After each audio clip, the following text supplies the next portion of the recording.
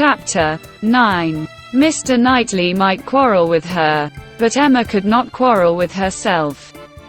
He was so much displeased that it was longer than usual before he came to Hartfield again, and when they did meet, his grave looks showed that she was not forgiven.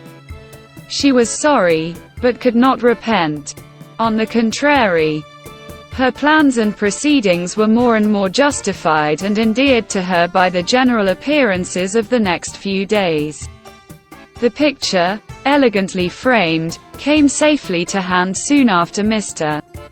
Elton's return, and being hung over the mantelpiece of the common sitting-room, he got up to look at it, and sighed out his half-sentences of admiration just as he ought. And as for Harriet's feelings, they were visibly forming themselves into as strong and steady an attachment as her youth and sort of mind admitted. Emma was soon perfectly satisfied of Mr. Martin's being no otherwise remembered than as he furnished a contrast with Mr. Elton, of the utmost advantage to the latter. Her views of improving her little friend's mind by a great deal of useful reading and conversation had never yet led to more than a few first chapters, and the intention of going on tomorrow. It was much easier to chat than to study. Much pleasanter to let her imagination range and work at Harriet's fortune, than to be laboring to enlarge her comprehension or exercise it on sober facts. And the only literary pursuit which engaged Harriet at present, the only mental provision she was making for the evening of life, was the collecting and transcribing all the riddles of every sort that she could meet with, into a thin quarto of hot-pressed paper, made up by her friend, and ornamented with ciphers and trophies. In this age of literature, such collections on a very grand scale are not uncommon. Miss Nash, head teacher at Mrs. Goddard's, had written out at least 300, and Harriet, who had taken the first hint of it from her, hoped, with Miss Woodhouse's help, to get a great many more. Emma assisted with her invention, memory and taste, and as Harriet wrote a very pretty hand, it was likely to be an arrangement of the first order, in form as well as quantity. Mr. Woodhouse was almost as much interested in the business as the girls, and tried very often to recollect something worth their putting in. So many clever riddles as there used to be when he was young, he wondered he could not remember them.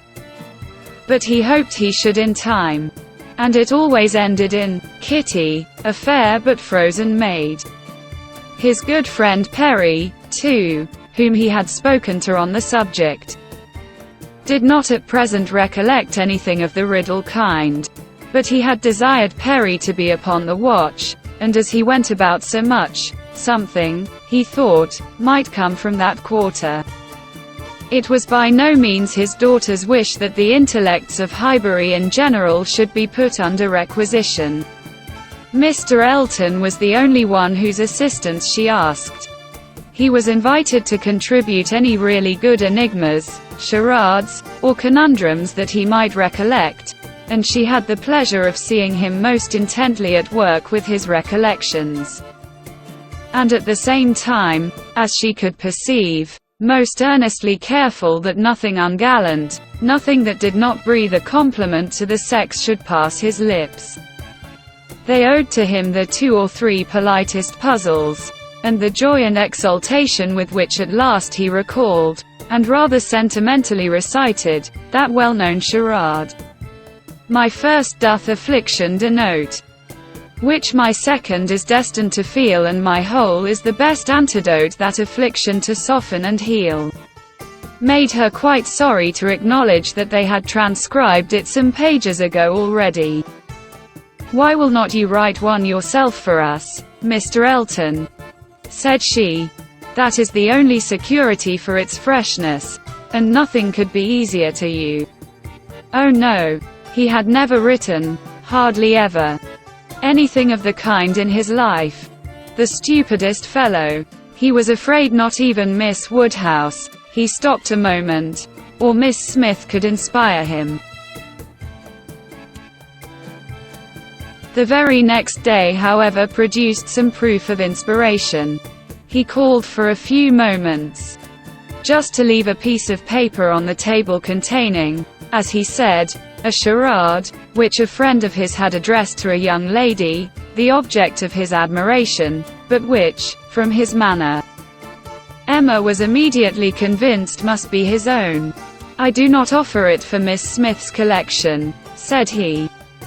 "Being my friends, I have no right to expose it in any degree to the public eye. But perhaps you may not dislike looking at it." The speech was more to Emma than to Harriet, which Emma could understand. There was deep consciousness about him, and he found it easier to meet her eye than her friends. He was gone the next moment. After another moment's pause, "Take it," said Emma, smiling, and pushing the paper towards Harriet. "It is for you. Take your own." But Harriet was in a tremor, and could not touch it. And Emma, never loath to be first, was obliged to examine it herself. To Miss Charade, "My first displays the wealth and pomp of kings, lords of the earth, their luxury and ease. Another view of man, my second brings, behold him there, the monarch of the seas. But united, what reverse we have! Man's boasted power and freedom, all are flown. Lord of the earth and sea, he bends a slave, and woman, lovely woman, reigns alone. Thy ready with the word will soon supply, may its approval beam in that soft eye." She cast her eye over it, pondered, caught the meaning, read it through again to be quite certain, and quite mistress of the lines, and then passing it to Harriet, sat happily smiling, and saying to herself, while Harriet was puzzling over the paper in all the confusion of hope and dullness, "Very well, Mr. Elton, very well indeed. I have read worse charades. Courtship. A very good hint. I give you credit for it. This is feeling your way. 'Tis is saying very plainly. Pray, Miss Smith, give me leave to pay my addresses to you. Approve my charade and my intentions in the same glance. May its approval beam in that soft eye." Harriet, exactly. Soft is the very word for her eye. Of all epithets, the justness that could be given. Thy ready with the word will soon supply. Humph! Harriet's ready wit. All the better. A man must be very much in love, indeed, to describe her so. "Ah, Mr. Knightley, I wish you had the benefit of this. I think this would convince you. For once in your life you would be obliged to own yourself mistaken. An excellent charade indeed, and very much to the purpose. Things must come to a crisis soon now." She was obliged to break off from these very pleasant observations, which were otherwise of a sort to run into great length, by the eagerness of Harriet's wondering questions. "What can it be, Miss Woodhouse? What can it be? I have not an idea. I cannot guess it in the least. What can it possibly be? Do try to find it out. Miss Woodhouse, do help me. I never saw anything so hard. Is it kingdom? I wonder who the friend was, and who could be the young lady. Do you think it is a good one? Can it be woman? And woman? Lovely woman, reigns alone. Can it be Neptune? Behold him there, the monarch of the seas. Or a trident? Or a mermaid? Or a shark? Oh, no. Shark is only one syllable. It must be very clever, or he would not have brought it. Oh, Miss Woodhouse, do you think we shall ever find it out? Mermaids and sharks. Nonsense. My dear Harriet, what are you thinking of? Where would be the use of his bringing us a charade made by a friend upon a mermaid or a shark? Give me the paper and listen. For read Miss Smith. My first displays the wealth and pomp of kings, lords of the earth, their luxury and ease. That is court. Another view of man, my second brings. Behold him there, the monarch of the seas. That is ship. Plain as it can be. Now for the cream. But our united courtship, you know, what reverse we have. Man's boasted power and freedom, all are flown. Lord of the earth and sea, he bends a slave, and woman, lovely woman, reigns alone. A very proper compliment. And then follows the application. Which I think, my dear Harriet, you cannot find much difficulty in comprehending. Read it in comfort to yourself. There can be no doubt of its being written for you and to you. Harriet could not long resist so delightful a persuasion. She read the concluding lines, and was all flutter and happiness. She could not speak. But she was not wanted to speak. It was enough for her to feel. Emma spoke for her. There is so pointed, and so particular a meaning in this compliment, said she, that I cannot have a doubt as to Mr. Elton's intentions. You are his object, and you will soon receive the completest proof of it. I thought it must be so. I thought I could not be so deceived. But now, it is clear. The state of his mind is as clear and decided, as my wishes on the subject have been ever since I knew you. Yes, Harriet. Just so long have I been wanting the very circumstance to happen what has happened. I could never tell whether an attachment between you and Mr. Elton were most desirable or most natural. Its probability and its eligibility have really so equaled each other. I am very happy. I congratulate you, my dear Harriet, with all my heart. This is an attachment which a woman may well feel pride in creating. This is a connection which offers nothing but good. It will give you everything that you want: consideration, independence, a proper home. It will fix you in the center of all your real friends, close to Hartfield and to me, and confirm our intimacy forever. 'Tis, Harriet, is an alliance which can never raise a blush in either of us. Dear Miss Woodhouse, and, dear Miss Woodhouse, was all that Harriet, with many tender embraces, could articulate at first. But when they did arrive at something more like conversation, it was sufficiently clear to her friend that she saw, felt, anticipated, and remembered just as she ought. Mr. Elton's superiority had very ample acknowledgment. Whatever you say is always right, cried Harriet, and therefore I suppose, and believe, and hope it must be so. But otherwise I could not have imagined it. It is so much beyond anything I deserve. Mr. Elton, who might marry anybody. There cannot be two opinions about him. He is so very superior.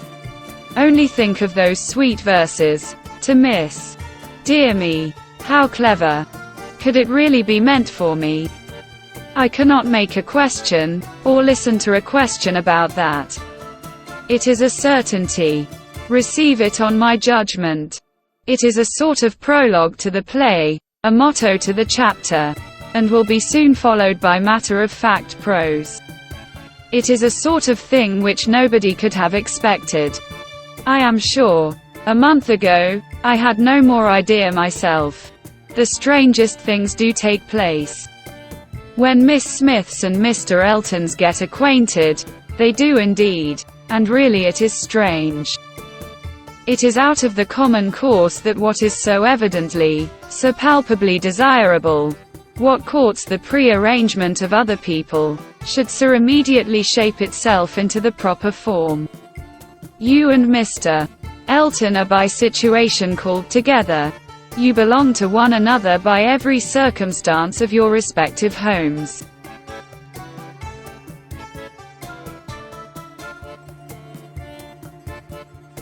Your marrying will be equal to the match at Randalls. There does seem to be a something in the air of Hartfield which gives love exactly the right direction, and sends it into the very channel where it ought to flow. The course of true love never did run smooth. A Hartfield edition of Shakespeare would have a long note on that passage. That Mr. Elton should really be in love with me, of all people, who did not know him, to speak to him, at Michaelmas. And he, the very handsomest man that ever was, and a man that everybody looks up to, quite like Mr. Knightley. His company so sought after, that everybody says he need not eat a single meal by himself if he does not choose it, that he has more invitations than there are days in the week, and so excellent in the church. Miss Nash has put down all the texts he has ever preached from since he came to Highbury. Dear me, when I look back to the first time I saw him, how little did I think. The two abbots and I ran into the front room and peeped through the blind when we heard he was going by, and Miss Nash came and scolded us away, and stayed to look through herself. However, she called me back presently, and let me look too, which was very good-natured. And how beautiful we thought he looked. He was arm in arm with Mr. Cole. This is an alliance which, whatever your friends may be, must be agreeable to them, provided at least they have common sense. And we are not to be addressing our conduct to fools. If they are anxious to see you happily married, here is a man whose amiable character gives every assurance of it. If they wish to have you settled in the same country and circle which they have chosen to place you in, here it will be accomplished. And if their only object is that you should, in the common phrase, be well married, here is the comfortable fortune, the respectable establishment, the rise in the world which must satisfy them. Yes, very true. How nicely you talk. I love to hear you. You understand everything. You and Mr. Elton are one as clever as the other. 'Tis charade. If I had studied a 12-month, I could never have made anything like it. I thought he meant to try his skill, by his manner of declining it yesterday. I do think it is, without exception, the best charade I ever read. I never read one more to the purpose. Certainly. It is as long again as almost all we have had before. I do not consider its length as particularly in its favor. Such things in general cannot be too short. Harriet was too intent on the lines to hear. The most satisfactory comparisons were rising in her mind. It is one thing, said she, presently, her cheeks in a glow, to have very good sense in a common way, like everybody else, and if there is anything to say, to sit down and write a letter, and say just what you must, in a short way, and another, to write verses and charades like this. Emma could not have desired a more spirited rejection of Mr. Martin's prose. Such sweet lines, continued Harriet, these two last. But how shall I ever be able to return the paper, or say I have found it out? Oh, Miss Woodhouse, what can we do about that? Leave it to me. You do nothing. He will be here this evening, I dare say, and then I will give it him back, and some nonsense or other will pass between us. And you shall not be committed. Your soft eyes shall choose their own time for beaming. Trust to me.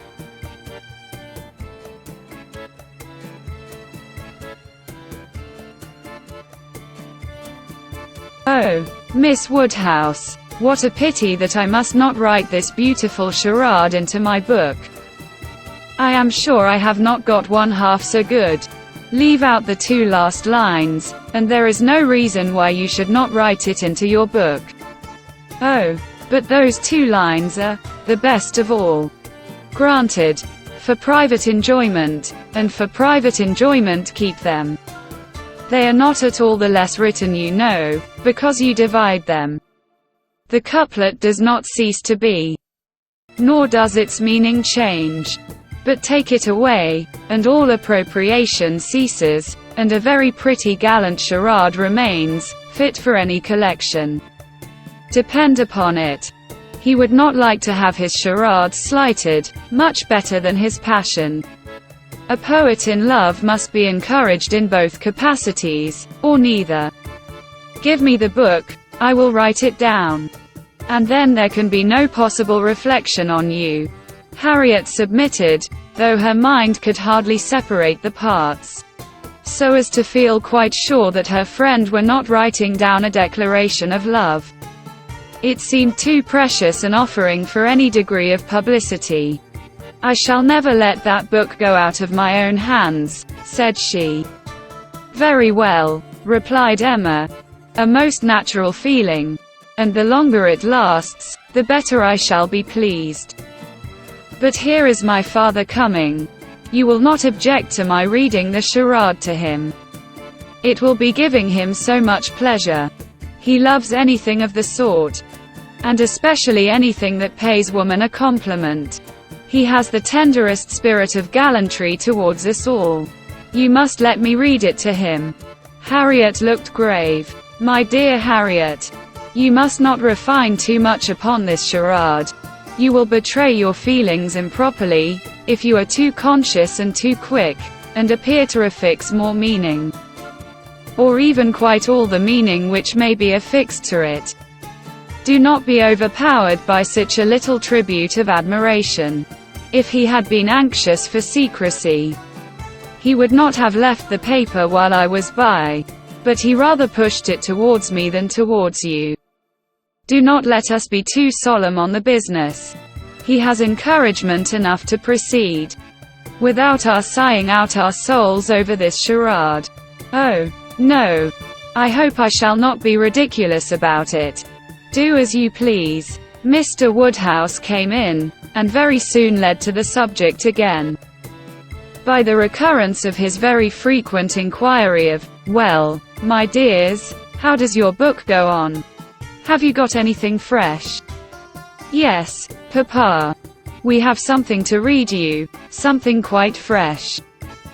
A piece of paper was found on the table this morning, dropped, we suppose, by a fairy, containing a very pretty charade, and we have just copied it in.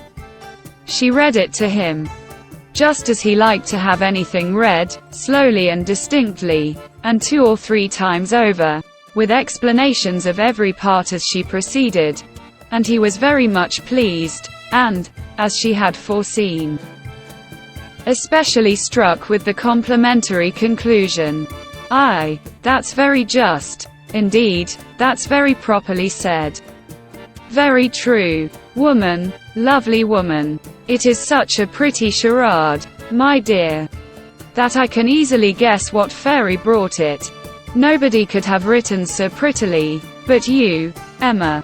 Emma only nodded, and smiled. After a little thinking, and a very tender sigh, he added, Ah. It is no difficulty to see who you take after. Your dear mother was so clever at all those things. If I had but her memory. But I can remember nothing.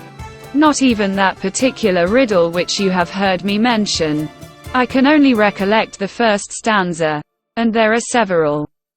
Kitty, a fair but frozen maid, kindled a flame I yet deplore. The hoodwinked boy I called to aid, tough of his near approach afraid, so fatal to my suit before.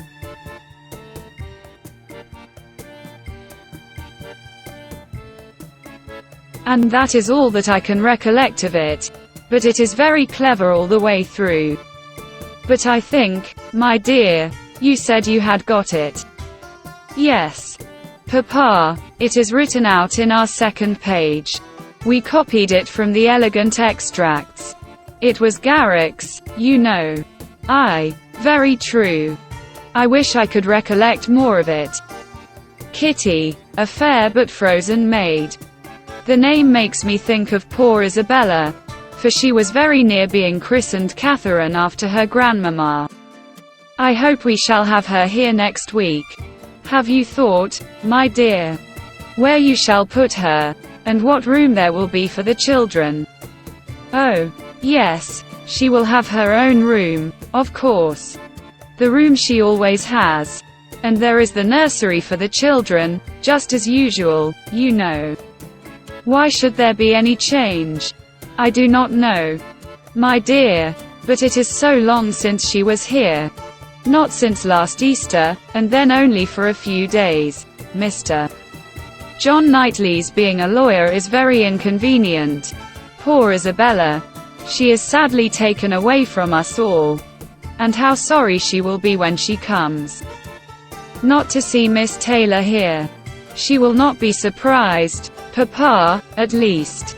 I do not know, my dear. I am sure I was very much surprised when I first heard she was going to be married. We must ask Mr. and Mrs. Weston to dine with us, while Isabella is here. Yes, my dear. If there is time. But, in a very depressed tone, she is coming for only 1 week. There will not be time for anything. It is unfortunate that they cannot stay longer, but it seems a case of necessity.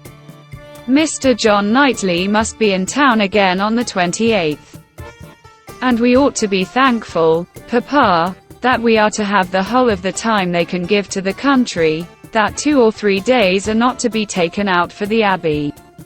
Mr. Knightley promises to give up his claim this Christmas, though you know it is longer since they were with him than with us.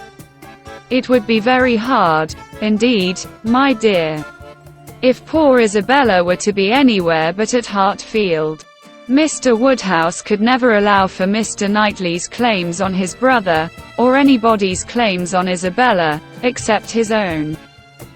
He sat musing a little while, and then said, "But I do not see why poor Isabella should be obliged to go back so soon, though he does. I think, Emma, I shall try and persuade her to stay longer with us. She and the children might stay very well." "Ah, Papa, that is what you never have been able to accomplish, and I do not think you ever will. Isabella cannot bear to stay behind her husband." This was too true for contradiction. Unwelcome as it was, Mr. Woodhouse could only give a submissive sigh. And as Emma saw his spirits affected by the idea of his daughter's attachment to her husband, she immediately led to such a branch of the subject as must raise them. "Harriet must give us as much of her company as she can while my brother and sister are here. I am sure she will be pleased with the children. We are very proud of the children, are not we, Papa? I wonder which she will think the handsomest, Henry or John. I wonder which she will. Poor little dears, how glad they will be to come. They are very fond of being at Hartfield." "Harriet, I dare say they are, sir. I am sure I do not know who is not. Henry is a fine boy, but John is very like his mamma. Henry is the eldest. He was named after me, not after his father. John, the second, is named after his father.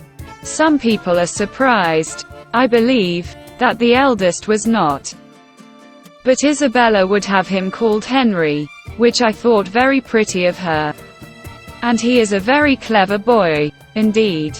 They are all remarkably clever, and they have so many pretty ways. They will come and stand by my chair, and say, 'Grandpapa, can you give me a bit of string?' And once Henry asked me for a knife, but I told him knives were only made for grandpapas. I think their father is too rough with them very often." "He appears rough to you," said Emma, "because you are so very gentle yourself. But if you could compare him with other papas, you would not think him rough. He wishes his boys to be active and hardy, and if they misbehave, can give them a sharp word now and then. But he is an affectionate father. Certainly Mr. John Knightley is an affectionate father. The children are all fond of him. And then their uncle comes in, and tosses them up to the ceiling in a very frightful way. But they like it, Papa. There is nothing they like so much. It is such enjoyment to them, that if their uncle did not lay down the rule of their taking turns, Whichever began would never give way to the other. Well, I cannot understand it. That is the case with us all, Papa. One half of the world cannot understand the pleasures of the other. Later in the morning, and just as the girls were going to separate in preparation for the regular 4 o'clock dinner, the hero of this inimitable charade walked in again. Harriet turned away, but Emma could receive him with the usual smile, and her quick eye soon discerned in his the consciousness of having made a push, of having thrown a die. And she imagined he was come to see how it might turn up. His ostensible reason, however, was to ask whether Mr. Woodhouse's party could be made up in the evening without him, or whether he should be in the smallest degree necessary at Hartfield. If he were, everything else must give way.